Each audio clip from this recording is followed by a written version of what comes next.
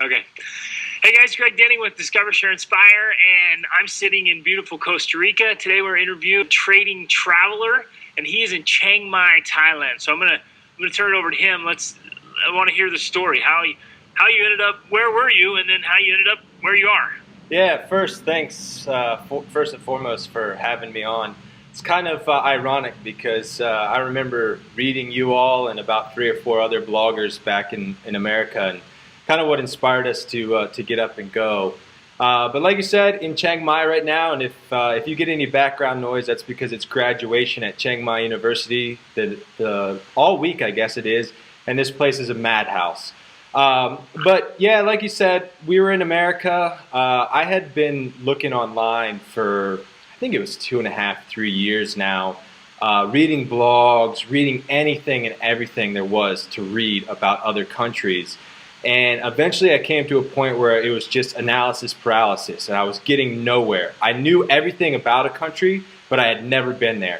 And I bounced from, originally it was Panama, then it was Ecuador, and then you got me on the Guatemala kick. So I kicked around all these ideas, and I had a buddy in Thailand, and I had come here a couple times, so I knew it was safe. And eventually I was just like, well, if I don't go, I'm never going to go. I don't know what's going to happen when I get there, so let's just pack it up and go see what happens. And I'm here with my girlfriend. She had the typical 9-to-5 job she left that, and I work online, so that was a grace. And here we are basically. So now we're set up in Chiang Mai, Thailand, just trying to get the blog going, doing some online stuff. I still trade. My latest thing that I've gotten into is building apps.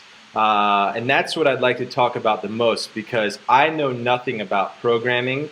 I don't want to know anything about programming, and I've still been able to do it and do it successfully. So it's an alternative to people that want to get out there and travel and still have a way to fund your travel.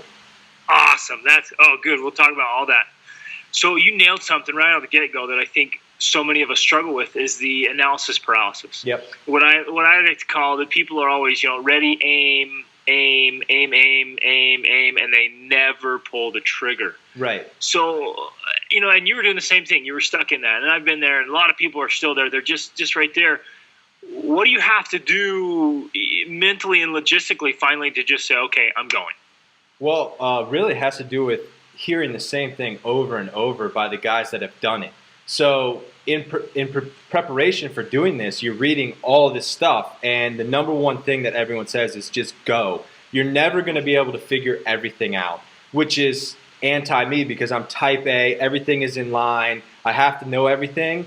And for once, it was actually a buddy of mine says, Charlie, do the most anti-Charlie thing you've ever done in your life and just go. You're going to figure it out when you get there. I know you're going to figure it out when you get there. And so here I am, and I think it was just a culmination of reading it myself and then hearing it from someone that I trusted, that go, you're going to figure it out. It doesn't matter. And even if you fall on your face, what's the worst that happens? You come back and start all over at home. So the reward greatly outweighed the risk, I guess is the best way to say it.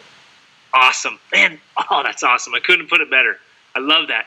And yeah, you go with this, hey, worst case scenario, what happens? You fall on your face, you come back, so what? You've had the experience. Right. You just got to pull the trigger. Right. Were the two of you, were you scared? Were you facing some fears? Absolutely, because, even though going home was always an option, we took it a little bit extreme and sold everything we owned. So we sold off everything. And getting rid of my truck was the biggest thing. It was so hard to get rid of my truck. But we did that and came over to Thailand. We both have 2 suitcases apiece, and it turns out that's even too much. We have too much stuff. So it's really a shame how much stuff you accumulate in your life, and you don't realize it until you're going through it.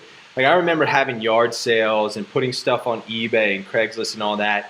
And it was stuff I hadn't seen in 8 years. I'm like, why am I keeping this? I have no idea why I'm keeping this. But even then, when it came to that point that I knew I was leaving, it was still hard to get rid of.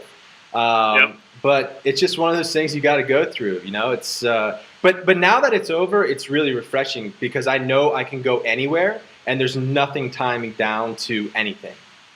Exactly, man. Yeah, and we hear that over and over and over. As many travelers as we met in the years we're traveling, we hear that constantly. It's that same process. It's the attachment to the things, but they're really like, hey, why do I have this? And it's kind of this painful, rip the Band-Aid off, and then everyone I've talked to says it's just this relief, and now the freedom. Right. That's awesome. And getting rid of the truck, man, that's like burning the ships. Julius Caesar just. I knew it was real when that happened, and that was the last thing I sold because obviously I needed it to get around and to move stuff. So I held on to that to the last minute, and then when that sold on eBay, I was like, all right, it's serious now. We're really going. I mean, this is happening. So, and before you knew it, that was it. And anything that we hadn't sold, we just gave away because people needed it, or I donated. I took probably 15 trips, I'm not kidding, to Goodwill of just stuff that no one wanted to buy, but still someone could use it. So, yeah, it was an adventure to go through that process. That is awesome. Yeah. That is awesome. Okay, so now you picked Thailand. Did you have a monthly budget in mind? Not really. I mean, like I already told you, I'm really type A, so I'm really, I don't want to say cheap, but I'm frugal. So I'm not going to go out because I can in Thailand. I could afford, $1,000 a month rent, but I opted for a $200 a month rent because it was not going to make me any happier to have this ginormous house. So we didn't really have a set budget in mind. I wanted to stick below $1,000 US a month with rent and everything. And so far, we've been able to do that, not even coming close. And we've done a lot of trips. We've traveled. We eat out every meal. I've never cooked since we've been in Thailand. We're coming up on 6 months in being here. And so it's worked out. It's easy to get by, especially in Chiang Mai, for less than $1,000 US a month and live a very, very good life. That is awesome. That's perfect. That's what I want to know. So we're talking range from 200 to 1,000. You can live, really extravagantly if you want. You're eating out all the time. Sure. What are like internet costs and utility costs? Well, we're paying $500 US for a house, a 3-bedroom, 2-bath house, which is way overkill for what we needed. But we knew that being in Chiang Mai, I still have buddies in Thailand that I knew were going to come up, and I wanted a place for them to stay. Internet is provided with rent. Electric is, we just got the bill, I think it was like $22. And water was $2. And I'm steadily watering plants outside. I wash my motorbike once a week, so it's not like we're cutting corners. Now it is cold right now. Well, I say cold for Chiang Mai anyways. So we haven't had to run the aircon, but I did at the other condo, and that was only, we still never went above $30 a month for electric. So really our bills here are rent, water, and electric, and that has never been above $550 a month. That's awesome. Yep. And then your food isn't getting over $500 a month either. Right. I mean, food depends on, you could eat for $1 a meal. I mean, you can eat an eclectic amount of food. I mean, there's endless stalls is what they are, for $1 a meal basically. Then you can go to a restaurant and get upscale Thai food. Like last night we had 3 meals and 2 fruit shakes for $6 US. So, and this was at a nice restaurant in the heart of Chiang Mai, inside the old city. And everyone talks about how the old city is expensive, but really it's not. Now, if you want to go for a really nice dinner, for example, getting salads in Thailand is hard. Like just a traditional salad, green salad. And they have Sizzler, which is an all-you-can-eat salad buffet. It's kind of like a Ruby Tuesdays or something like that back home. And we'll go to that once a month or once every 2 weeks just to get a salad. And that's usually $17. So it is on the upper end, but I don't think we've ever spent more than $25, $30 on a meal, and I think that was Christmas. So most meals I would say range from $5 to $12.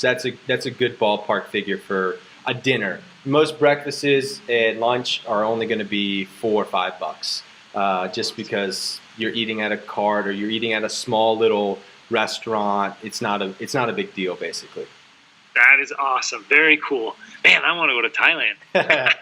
We have family and friends living over there. I got to get over there. I love it. Yeah, join the crew. And you said Chiang Mai is a great place for networking. A lot of expats living over there and living these, location-independent lifestyles. Right. Absolutely. I mean, we've only been in Chiang Mai a month and a couple days, I guess. And already I've been to 2 travel blog meetings, a WordPress meetup, and a programmers meetup. So there's a tremendous amount of people here that are working online. So you meet other people, you exchange ideas, you start working with these people, and it's amazing. I mean, there's just so many people here doing what you're doing.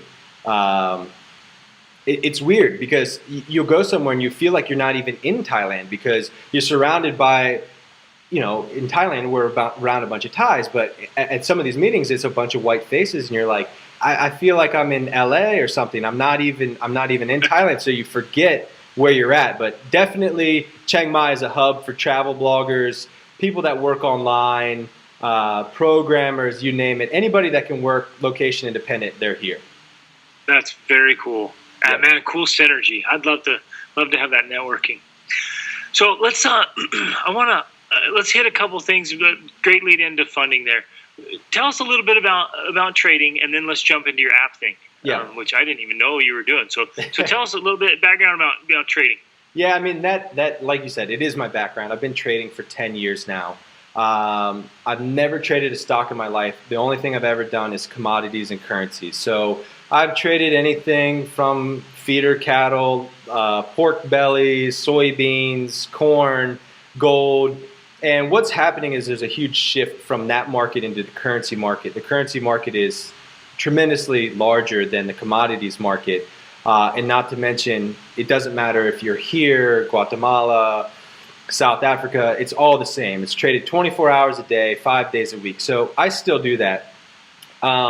When you brought this up about an interview, I knew you were going to ask these questions because when I meet people and I tell them what I do, I immediately get that question. And everyone thinks it's really cool. And to me, it's just second nature. But it is fairly involved. I know a lot of people dream of becoming a day trader and then running off and essentially doing what I've done. But it's a steep learning curve. But once you get there, it's definitely possible, and it can definitely keep you going. But like I said, I've been doing this for 10 years now, so I've gone through the ropes. I've made a lot of big, costly mistakes, and I've learned from them. And so the idea now that we're here is the trading keeps me going. We started the travel blog. We don't anticipate making money on the travel blog right away, but what I see the travel blog as is a way to provide a connection to the people for whatever you're trying to do.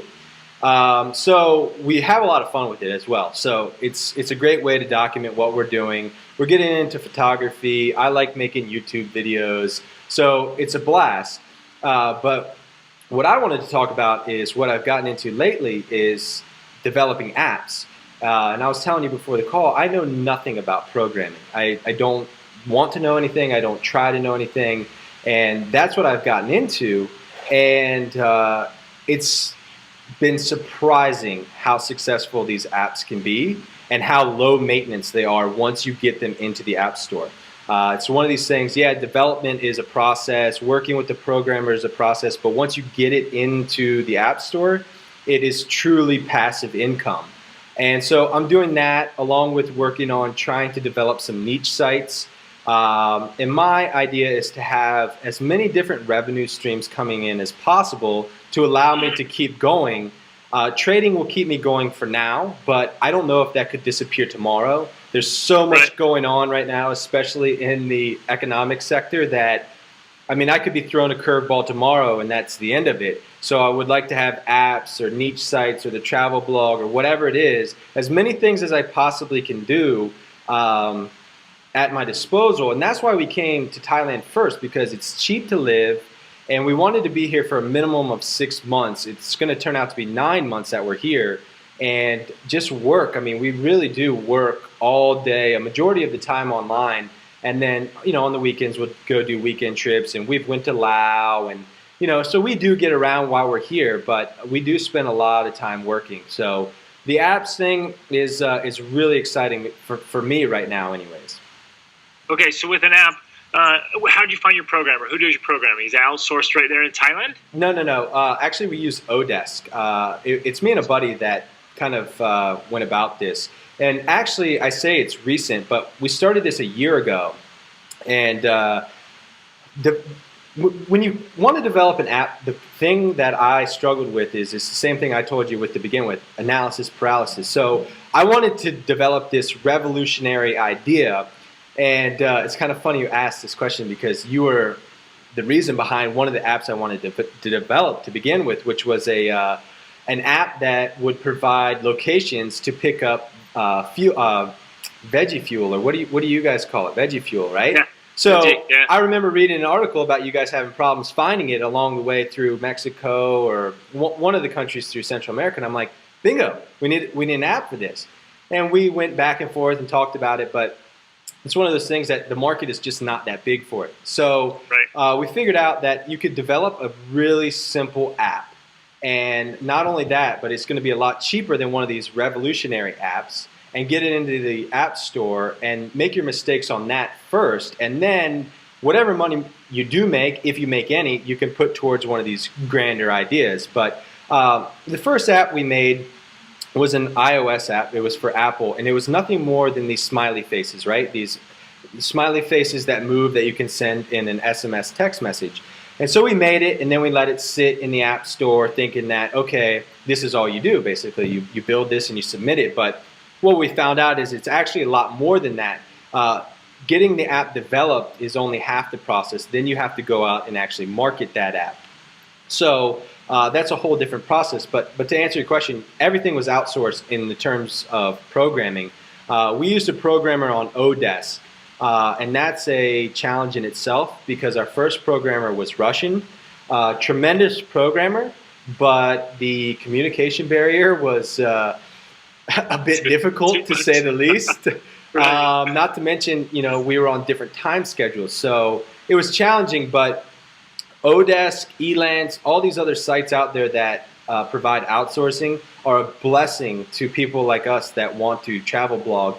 And it doesn't have to be apps. I mean, you can go to Odesk now and find anything you're looking for that you don't want to spend your time doing. So that's the number one resource that I've been going to. Very cool. Yeah, we've used it too, and almost always, I've heard it a lot. It's our own experience. Is you try a couple first, and you have maybe a couple of bum deals. Maybe it doesn't work out. We had some graphics done and they just were crap, and did a couple more, and then found our guy, and he is awesome. And so there's kind of some trial and error. Once you find your guy, then you go for it. It sounds like you did the same thing. I mean, so we had to do the same thing. We went through a couple of them, and now we found one guy, and we won't let him go. As soon as he finishes one project, we send him to another project. And we've basically told him, we want you as our full-time programmer, because one, he's really, really affordable, and he does great work. His English is great, and he's quick. So he's able to pump these things out. And what we found is you don't need to come up with a new idea for every app. You can spin off different iterations of the same app, and you're covering more of the market share. So that's what we're doing now. But absolutely what you said, you're going to go through trial and error. You're going to have a bad programmer. You might have 3 bad programmers, and eventually you're going to find one, and you're going to stick with it and run, because those guys are hard to come by, but when you do find them, it's more than worth it. Yeah, they're gold, man. That's awesome. Right. I'm glad you mentioned the spin-off, because I was sitting there thinking, hey, are you just sitting here doing creative thinking, coming up with some idea, finding some need in the market, and then creating an app for it? Or I like what you said, you see something that's great, but just do a spin-off. No, absolutely not. Like I said, I mean, originally I wanted these revolutionary ideas, but the problem with those are they take forever to program and they're extremely expensive. So what we did is we started honing in on what other people have already done, but have not done a good job at. So a lot of travel bloggers in Chiang Mai, for example, or travel bloggers in general are building niche sites. So they're going after one particular product or area or whatever and just going after that. So we did that same principle in the app game. And like I said, our first app was nothing more than a smiley app, one of these animated smiley apps. But we were one of the first to the market that offered this in iOS. So that's what we'll look at. We'll look at what's popular in iOS or Droid and see, okay, they have so many downloads, but this is something that we can do better and we can market better. So that's kind of where we're at now. We're going with that whole niche approach, but applying it to apps actually. Awesome. And what a fantastic idea. Right. And a great principle. Right. Are there any marketing principles you feel comfortable sharing? I mean, because marketing is the big deal. If you don't sell anything, you can have the greatest blog in the world, the greatest app in the world, the greatest book in the world. But if you can't get it in front of people, it doesn't matter. So, Yeah. I mean, are there any principles there that you guys have learned to get things sold? 100%. And actually, that's another one of my new projects is there's a few other guys out there, I'm sure you know them, that are super transparent in what they're doing. One that comes to my mind is Spencer that has Longtail Pro. So he developed, I don't know if you use that or not, but he shows everything he does. And we're building a site, I'll send it to you after the interview, and you can take a look at it. And basically we're doing an open case study to show everybody. Because what we're doing is not a rocket science, it's not secret or anything, and we want to show more than anything that a non-programmer can do this. But right off the bat, the biggest thing for us is figuring out, you have an app, but you need to figure out what people are going to call that app. How are they going to come to your app? So that's been our biggest thing, is figuring out the words that people use to find what we have. So that's what you need to do first, is find out what people are searching for. And we've actually found a tool that is free, and you wouldn't even believe what it is, and that's Twitter. You can go to Twitter and find what people are searching for by just plugging in key terms like, I would pay for, and ... I am looking for ... And you can pick out apps of what people are looking for, and maybe that's something developed, maybe it's not, but at the end of the day, the most important thing that we found is finding out what the people are looking for and how they word that, so that you can build your description, build your title, do whatever it is to make yourself rank in the actual Google store or in iTunes. That is awesome. And that's the exact same principle with the search engine optimization. Identical. You find out what people are searching for, and then you create it around that. Right. Brilliant. Absolutely. That's awesome. Absolutely. So it's a trial and error process, but it's fun. And like I said, it's not rocket science. Anybody can do it. So that's kind of where we're at now. That's my main focus. That, along with, like I said, I'm developing another site outside of the travel blog. That's going to be one of these transparent, step-by-step, what I did to develop our first couple apps and how they're doing, what worked, what didn't work, and what, just like I said, an open case study essentially. Very, very cool. So now your travel site is tradingtraveler.com, right? Yep. And that brings up another good point. I don't know if you want to go into this or not, but something that we learned about travel blog, I started my blog as tradingtraveler.com, and everything was all well and good. And you mentioned search engine optimization, and after a couple months, my site would not appear anywhere. And even if you typed in the name of the site, it would not appear anywhere. And I'm like, what am I doing wrong here? Well, come to find out, someone had owned that domain before I did, and obviously had done something to alert Google that there was a problem. So what I had to do is reroute everything to the trading traveler. I had to add the to the beginning of that domain to get away from that problem. So that's another tip for people that are interested in getting into this travel thing. When you buy a domain, make sure that it's not a recycled domain, or you're going to go through the same headbanging that I went through trying to figure out why you can't rank for your own name in Google because someone else has owned it, and who knows what had happened. You'll never know. So yes, thetradingtraveler.com. It's all our travel stories through Thailand, Laos. I'm starting to put trading stuff out there. I just put an article out about the Iraqi dinar because that was... I read that. I get that question all the time in America, and it stopped. It died off the last year, but now that I'm across the world, basically, I'm getting that question more and more often. So I'm like, well, I'm just going to solve all the problems and spill the beans, basically. So, and it was hugely popular. Everyone loved that article. So it tells me that, well, you asked me right off the bat, what is trading? You know, what are you doing? So I'm going to start writing more about that because I know people are interested in it, and maybe it's something they can do as well. So we'll see. I'll definitely plan on adding that to it. Well, okay. That's a good question. What do you think? Is that something that's viable? Is that something others could start learning? You said there was a massive learning curve, and I would agree that the trading can be complicated. But if you're emotional too, I mean, if it's like in the market, you know, the market swings by emotions, and I'm sure a lot, you know, greed and fear, and I mean, if you can't dial in and do it right, you can lose so much money. But is it a viable option for people? Yes, and here's the thing. So I get done explaining to everyone that I trade currencies, and the first thing they ask me right off the bat is, well, what stock should I buy? And then I have to explain to them that stocks and currencies are not the same thing. And then they say, okay, well, what currency should I buy? And that's not the way that it works. You know, the best traders out there are not hugely successful day in and day out. Like you said, there are swings.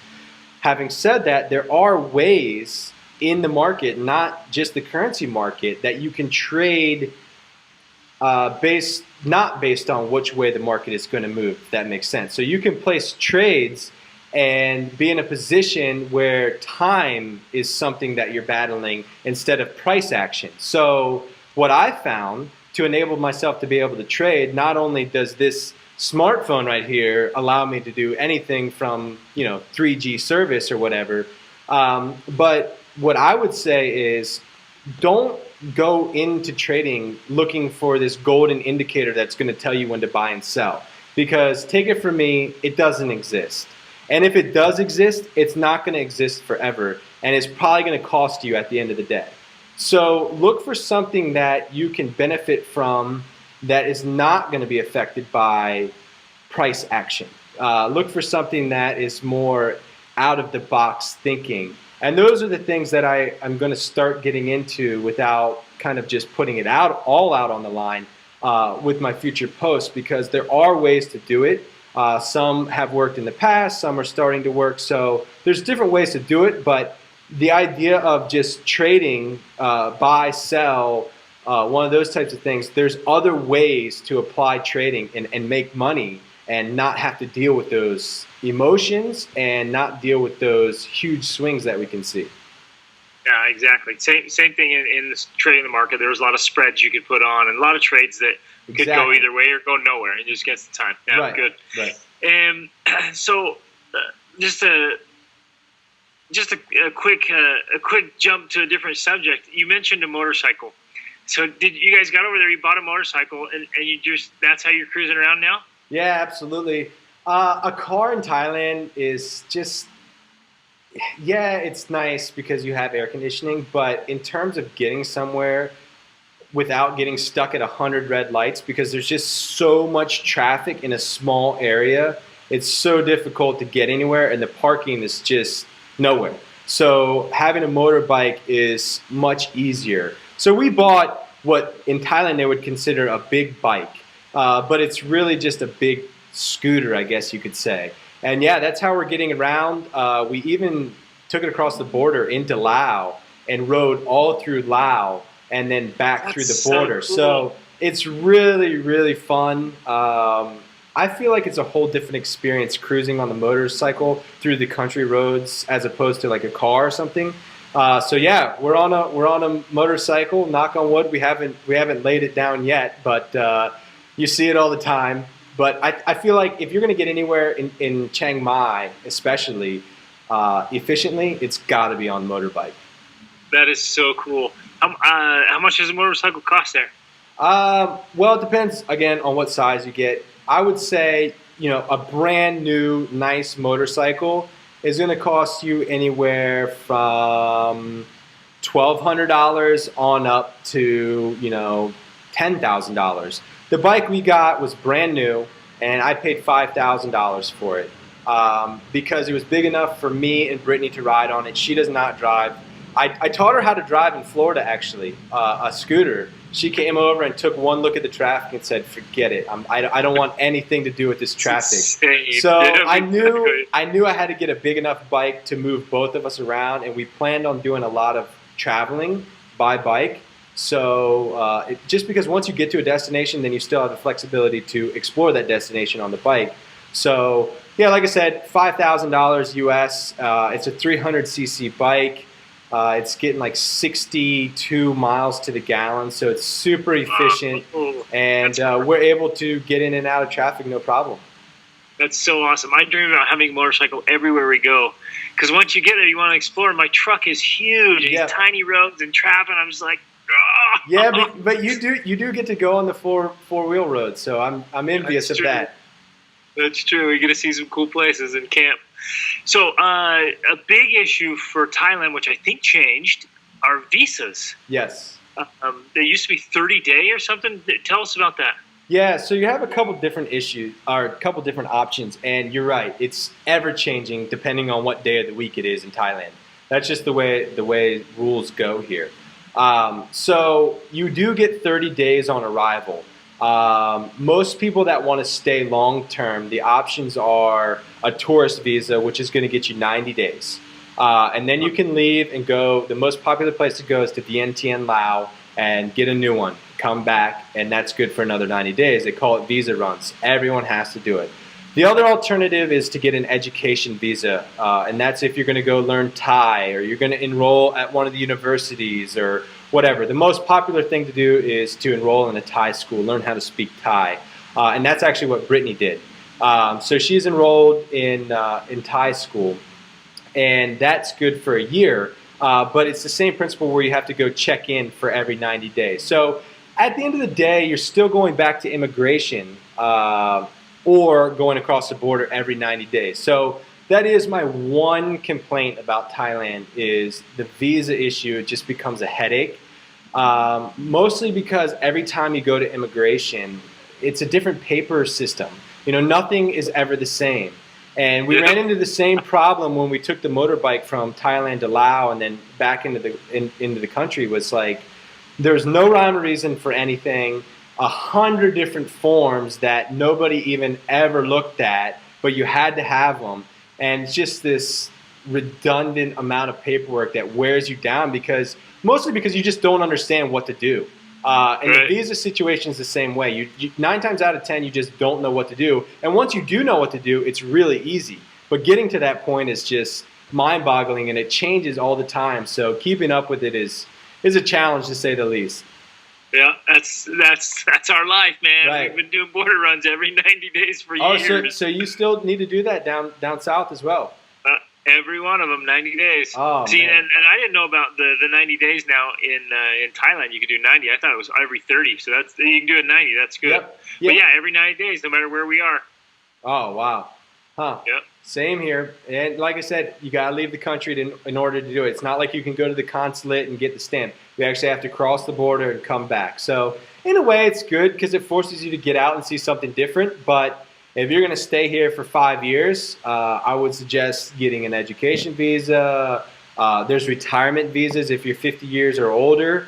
So that's an option. That's what most people in Thailand are on. But otherwise, it's hop the border every 90 days and come on back. Yeah. Same here. Awesome.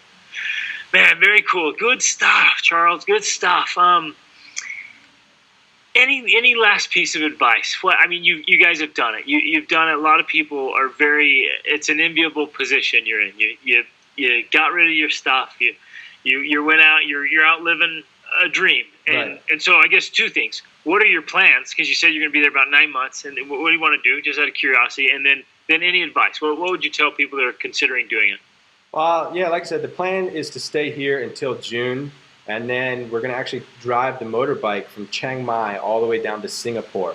And then back up to Bangkok and then hopefully sell the motorbike and go to Australia. Because I figure while we're over here, we might as well see as much as we can, because a flight to Australia is a lot cheaper from Bangkok than it is from, America. And then after that, we'll probably go home for maybe a month, and then we're headed your way. So maybe meet up with you down in Central South America. But the advice is the same thing that everyone says. You just have to go. It's a lot of planning. It's a lot of hard work. Everyone's going to tell you that you're crazy. A lot of people are not going to understand what you're doing. And it's odd for us, because when we got here, we started the travel blog, and we thought if anybody, our friends would follow it and our friends would interact with it. And it's been just the opposite. Our friends are not interacting with it. And I don't know if it's just one of these things that it's an envy thing, and they're upset that they have to go to work every day or whatever it is, but they too can do it as well. It's just a matter of committing yourself to doing it. And it doesn't matter if you have a plan to fund it. As long as you have something to get you started, you're going to figure something out. There's endless possibilities once you get to wherever you're going. Like in Thailand, for example, you can teach, you can work online. There's so many different things that you can do, but you're never going to do it until you go. So like I said, figuring out these apps, figuring out niche sites, figuring out how this whole blogging thing works, nothing was going to happen until we got here and said, okay, we're here. We don't want to leave. We don't want to go back to work. We've got to figure something out. So like I said, that's my number one advice. The other thing is, don't listen to what you hear everybody tell you online. There's been 2 instances now in Thailand where we've been told not to go to events because of traffic. One was the Naga Fireball Festival, and the other was the Yiping Festival, where they release all these lanterns at the same time. And everyone says it's going to take you 3 hours to get there, and it's only 15 kilos away, so it's not a far distance. And it's going to take you 4 hours to get home. And so we hemmed and hawed if we were going to go or not. And at the end of the day, I said, when are we ever going to do this again? We've got to go. Yep. We've got to go. And I don't care if it takes us 4 hours to get home. We're going to go. And we went, and lo and behold, it took us 45 minutes. So don't always listen to what you read online. It's a great resource. It's a great place to start. But always go see the place for yourself, because your opinion is going to be drastically different than whatever you read on any travel blog out there. Amen. And I couldn't emphasize it more. Go out and have the experience yourself. Right. Because your perspective, your paradigm, your attitude, it totally changes. Yeah. Sure. Have the experience and take advantage of the day and the opportunity. Absolutely. Yeah, it's amazing too how these experiences will change you. When we took the motorbike into Laos, we were driving through some of these hill tribe villages where people had nothing. I mean, they literally had nothing compared to us in the Western world. And they're still smiling, they're still having fun, and it's just a real humbling experience to see these people are happy without iPads and iPhones and MacBooks and all this other crazy stuff that we have. And it brings you back down to reality that having the latest, greatest gadget is not the most important thing in life. It's like you said, get out there and have the experience for yourself. Yeah, awesome. And we have that constantly here where we are. I mean, even here now, I'm living in this beautiful big home in this wealthy area, but I can go for a run right now, and in 10 minutes, I'm standing next to this shack, this little farmer. The only thing he owns is a machete, and he doesn't even know what Facebook is. Yeah, right? Absolutely. It's that connection with, hey, what is it that really matters in life? Right. Yeah, it's real. It's just changes the way you think about everything when you see stuff like that, and that helps you to come up with different ideas as well. So you just always got to be, trying to think outside the box, I guess is what it is. Yeah, Very awesome. Okay, thanks, Charlie. It's good times, man. Yep, thanks, good man. Stuff.